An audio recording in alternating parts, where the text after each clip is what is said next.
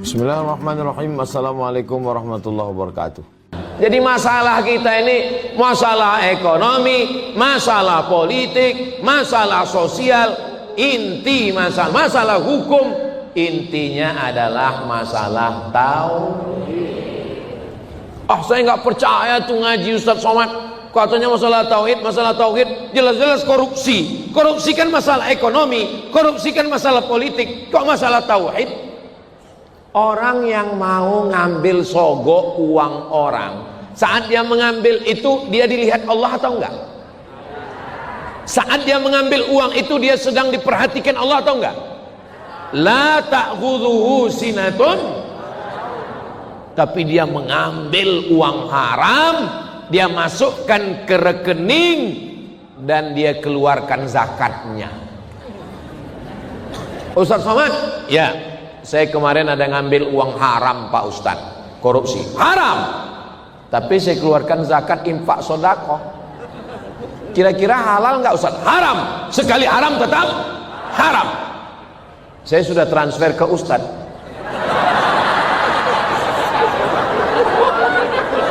Sebenarnya ini haram. Sebenarnya haram. Tapi menurut keyakinan saya, yang rusak tauhidnya koruptor atau Ustadz Somad? Memang betul, tapi ini kan contoh. Janganlah kalian bilang rusak tauhid saya. Walaupun ini benar, tapi jaga juga lah perasaan saya. Saya senang. Kenapa saya senang? Karena jamaah sudah berani mengatakan tauhid saya rusak. Kalau saya salah. Kenapa orang salah semakin salah? Karena jamaahnya tidak berani mengatakan ustadznya salah. Dan saya hari ini senang. Kenapa? Karena jamaahnya sudah berani mengatakan saya salah. Makanya insya Allah sebentar lagi kita pulang Bang Edwin.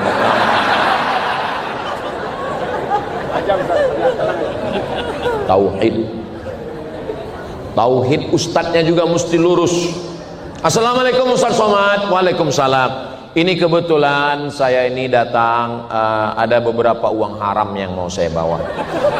Ada uang tunjang, uang sikut, uang sundul, uang tanduk. Yang halal-halal sudah saya kasih anak istri di rumah Pak Ustaz. Ini yang haram-haram mau saya serahkan ke Ustaz. Kita terima atau enggak? Kalau enggak kita terima, nanti dibawanya ke yang lain.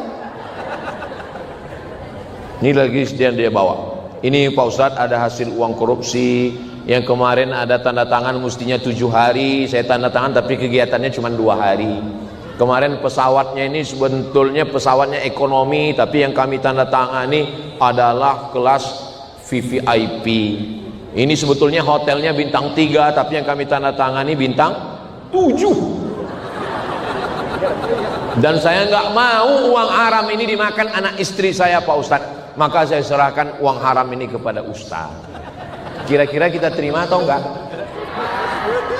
Saya tengok jamaah udah mulai ragu nih. Belum keluar masjid. Sekali haram tetap kita terima atau tidak? Tapi ada WC yang belum selesai. Ini uang nggak kita makan. Uang ini jangan kita belikan ke beras. Uang ini jangan kita belikan ke air keran. Ini untuk beli semen, batu bata, batu kerikil, menyelesaikan WC, untuk toilet, untuk mandi. Kita terima atau enggak? Masya Allah. Saya bangga malam ini karena pendidikan tauhid berhasil. Akhirnya uang haram ini dia bawa, dia serahkan kepada orang lain dan mereka terima. Gimana perasaan saya?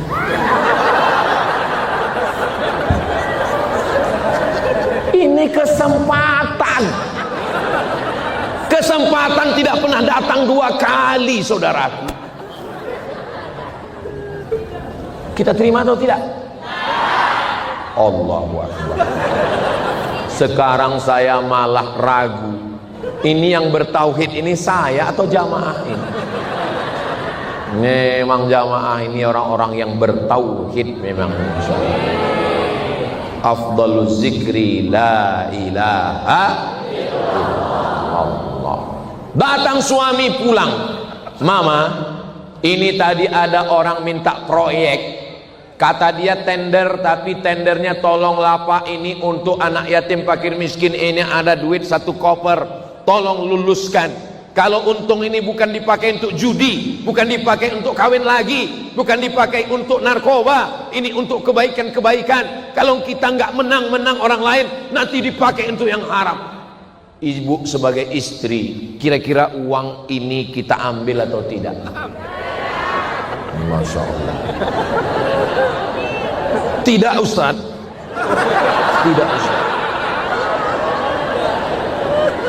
Di balik suami yang jujur, di balik suami yang istiqomah, di balik suami yang tegar, ada istri yang luar biasa. Betul. Suaminya khusyuk, suaminya taat, suaminya tahajud, suaminya zikir, suaminya sholawat. Tapi begitu pulang ke rumah, ambil AA, saya mau rantai baru, saya mau cincin baru, saya mau gelang baru. Kira-kira kita sebagai laki-laki tahan atau nggak tahan? Mulai nggak tahan. Insya Allah adik-adik yang istiqomah, calon pemimpin masa depan, yang bertauhid, lurus, bersih karena Allah, istri kalian juga nanti adalah istri yang cerminan jiwa kalian. Mudah-mudahan kalian dapat istri yang solihah solihah. Kenapa yang mengaminkan yang mudah beristri? Abdi teh jadi curiga tuh. Nakal, jahat, korupsi, narkoba, zina, selingkuh, pelakor, itu semua sumbernya dari hati. Panglima di dalam diri kita ini bukan mulut, bukan mata, bukan telinga, bukan tangan, bukan kaki, tapi makanya sholawat tibbil qulub itu dibaca banyak-banyak. Tibbil qulubi wadawaiha, obat hati dan penawarnya, wa afiyatil abdani wa shifaiha, yang baik untuk badan dan penyembuhnya, wa nuril absari wa diyaiha, cahaya mata, pandangan batin dan dia. Nur cahaya, tapi bukan sumber. Dia sumber cahaya. Sumber cahaya itu siapa? Allahu nurus samawati wal ardh.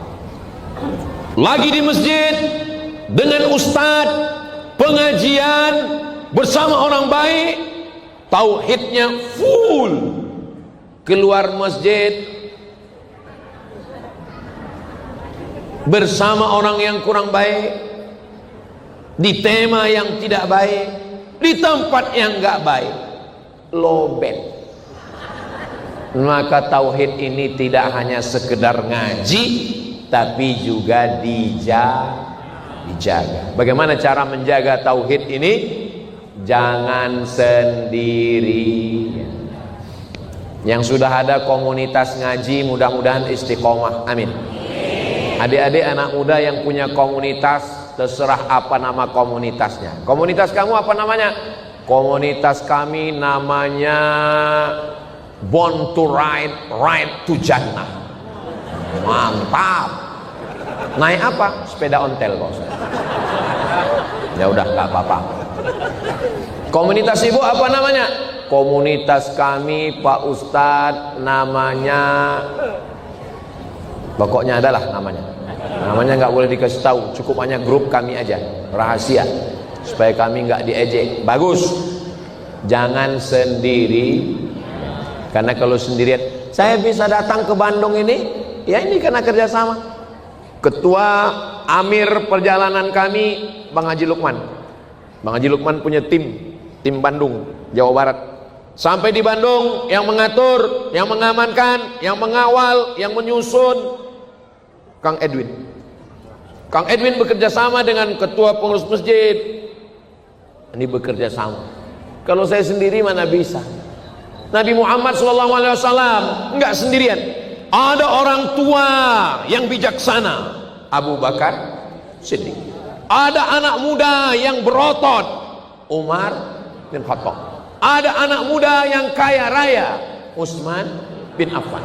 Ada anak muda yang cerdas, Ali bin Abi Thalib. Ini semua orang ini pasti dia nggak keluar dari 4. Sudah tua, bijaksana, Abu Bakar. Anak muda, bertenaga, Umar. Anak muda, kaya raya, Utsman. Anak muda, cerdas, Ali.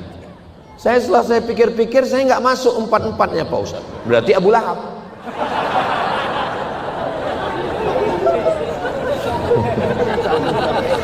Nauzubillah, nauzubillah, nauzubillah. Abu Bakar nggak ada dalam Quran, Umar nggak ada dalam Quran, Utsman nggak ada dalam Quran, Ali nggak ada dalam Quran, tapi Abu Lahab ada. Saya milih Abu Lahab lah Pak Ustaz. Mudah-mudahan Allah menyelamatkan kita semua.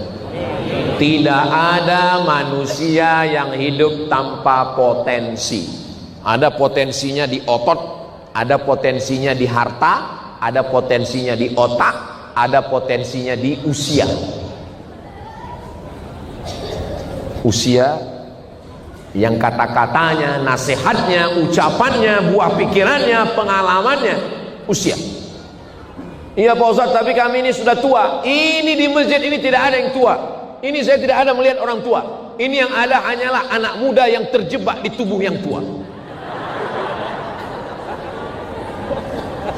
Casingnya aja yang kap 70, mesinnya Harley.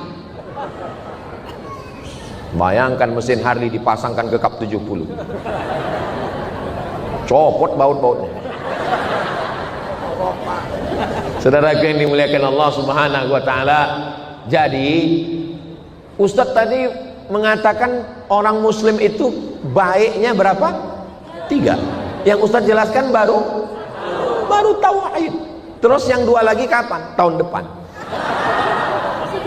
Saya di Jawa Barat ini datangnya setahun sekali. Datangnya hari Jumat, Sabtu, Ahad, Senin pulang. Untuk Jawa Barat saya datang setahun sekali. Jadi kalau ada masjid, surau, langgar, musola, kantor, dinas, Pemda, Pemko, Pemprov mengatakan Ustaz Somad itu nggak bisa diundang. Yang undangnya mesti pejabat, yang undangnya mesti orang kaya, yang undangnya itu bohong.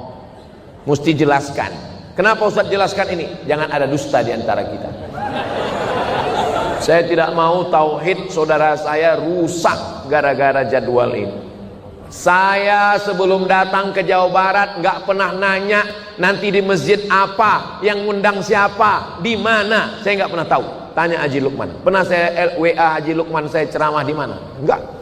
Yang penting saya hari Jumat datang, pulang hari Senin. Saya keluar hanya 3 malam. Malam Sabtu, malam Ahad, malam Senin. 3 malam. Kalau lebih 3 malam dikhawatirkan buka cabang. Saya nggak khawatir, orang rumah khawatir. Hari Jumat sudah, besok Sabtu, hari Ahad, hari Senin. Nanti ke Bogor, habis Bogor ke Sukabumi, habis Sukabumi pulang lagi ke Bogor, hari Senin terbang ke Pekanbaru, Selasa, Rabu, Kamis saya di Riau. Hari Jumat pergi lagi ke Kalimantan Selatan. Jumat, Sabtu, Ahad, Senin. Selasa, Rabu, Kamis di rumah lagi. Jumat, Sabtu, Ahad terbang lagi. Terus Ustadz istirahatnya kapan? Istirahatnya nanti di surga bersama kamu. Kalau ada orang yang mau istirahat di dunia, maka dia salah kamar, salah ruangan. Dunia ini bukan tempatnya istirahat. Dunia ini tempatnya berkeringat, tempatnya ujian. Tapi cobaan hidup saya banyak sekali Pak Ustaz.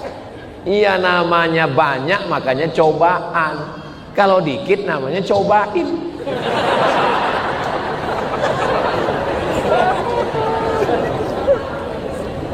Waktu SD dulu berat.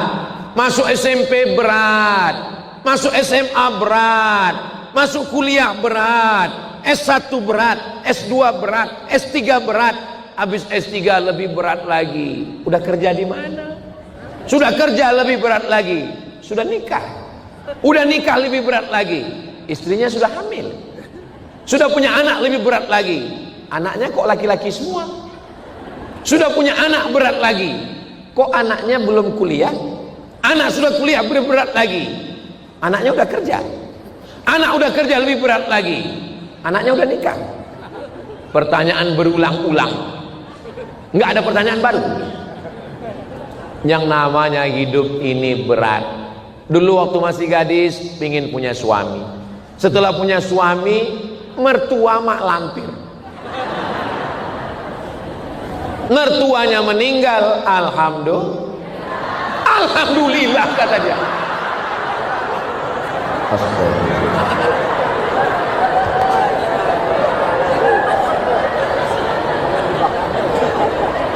Mertua meninggal tuh innalillah. Aduh, tadi saya sudah bahagia ngajinya udah berhasil. Alhamdulillah, sekarang sudah nggak ada yang cerewet lagi. Datang godaan WhatsApp suami mulai masuk. Hai sayang. Cemas. Akhirnya suaminya meninggal. Mau bilang alhamdulillah nggak enak. Mau bilang innalillah. Jadi sebetulnya hidup ini nggak ada bahagianya Pak Ustadz. Kenapa tidak bahagia? Karena tidak bersama Allah.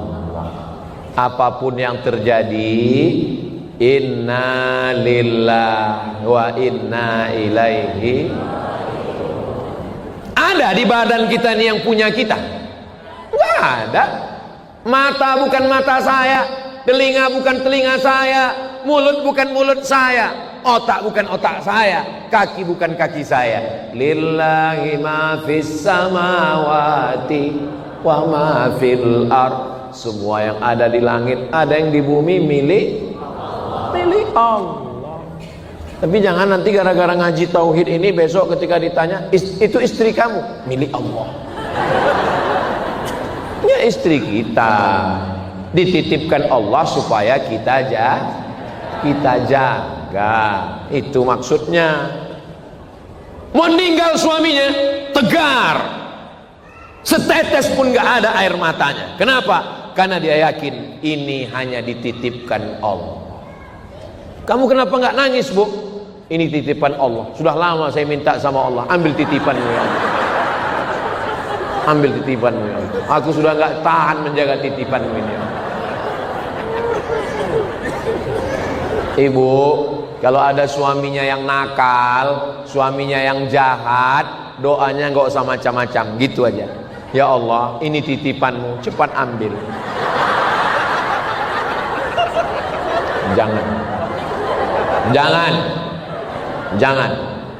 Jangan potong video ini. Yang benar adalah Allahumma hdi qaumi, berikan dia hidayah ya Allah.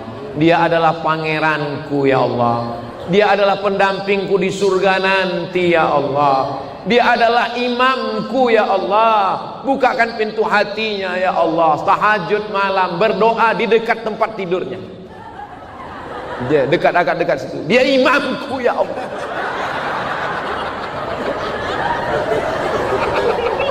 Bisikkan ke telinganya sebelah kanan, la ilaha illallah.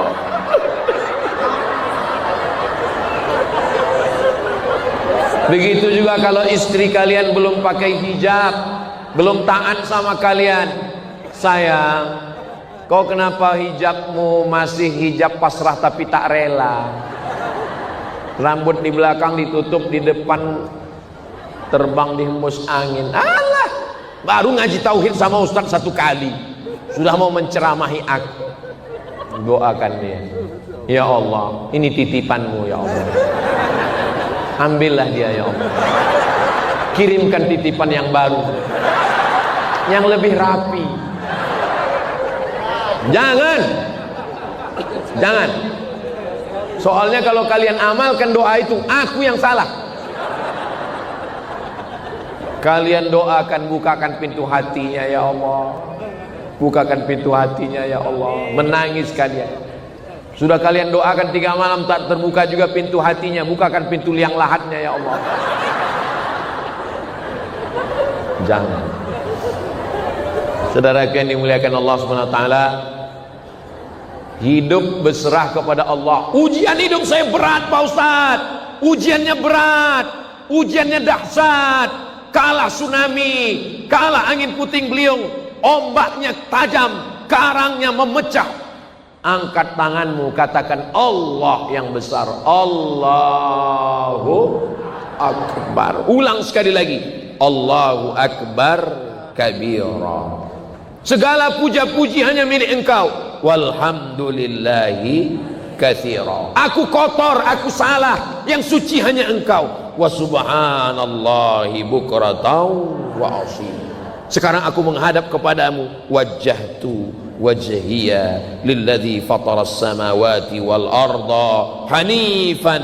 Aku sebagai seorang muslim, musliman, aku tidak mempersekutukanmu, aku bertauhid kepadamu. Wa ma ana minal, inna salati wa nusuki wa mahyaya wa mamati lillahi rabbil alamin la syarika lahu wa bidzalika umirtu. 2 kali mengulang wa ana minal. Iftitah itu enggak ada doa. Iftitah itu enggak ada doa isinya. Isi iftitah itu hanya pengakuan di hadapan Allah. Kenapa orang sholat tapi tauhidnya enggak kuat? Karena sholatnya enggak ada perenungan. Macam dapat bakwan panas.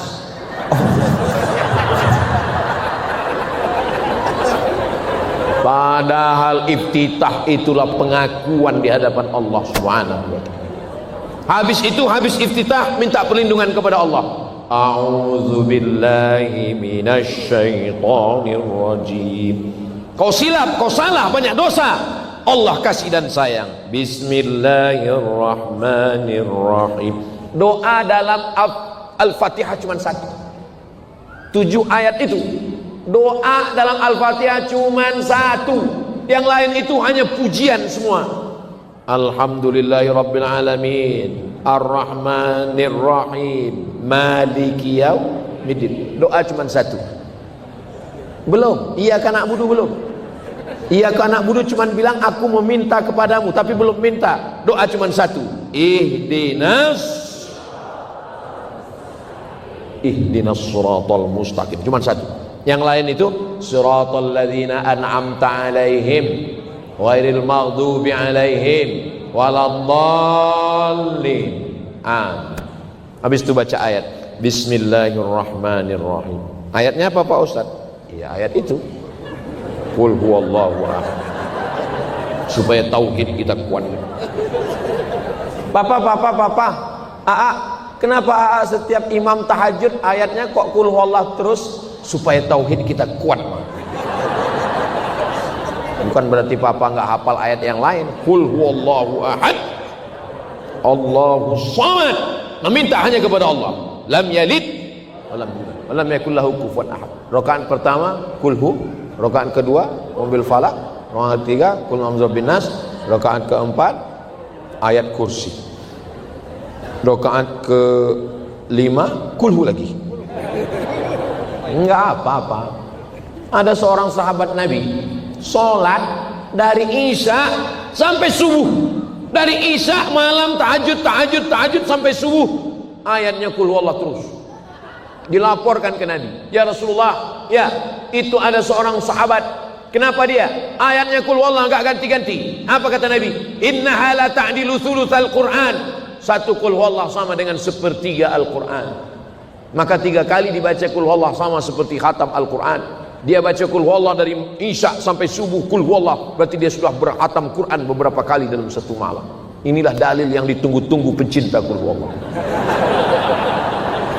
Kamu kenapa qul huwallahu terus? Sekali qul huwallahu, tetap qul huwallahu. Usahakan juga hafal surat-surat yang lain. Walaupun tauhid kita pada kul. Besok jadi imam, ghairil maghdubi alaihim waladdallin. Amin.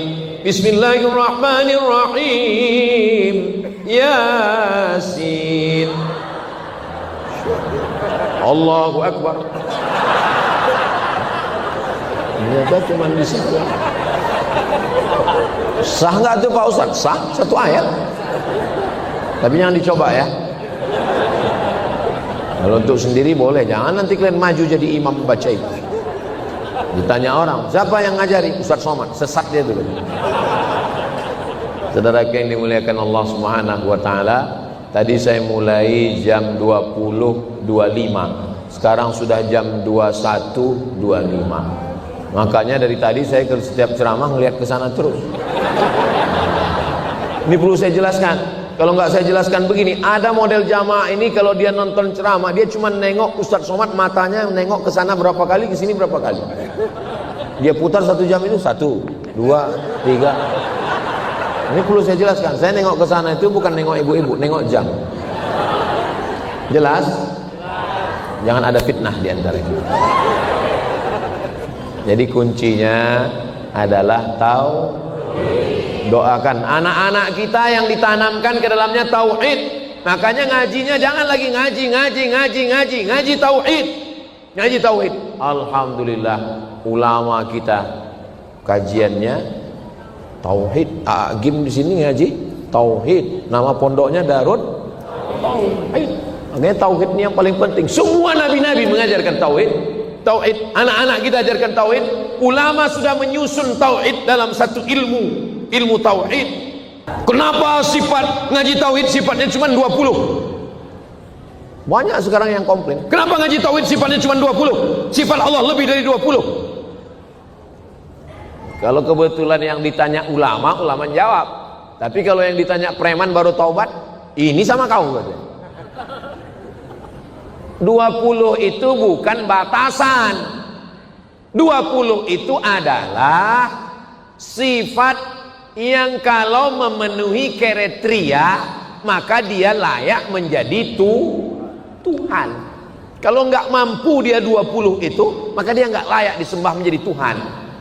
Memangnya kenapa? Karena sekarang menurut hasil survei ada 2000 yang mau ikut tes jadi Tuhan. Bagaimana cara ngetesnya? Cara ngetesnya lewat wujud qidam baqa.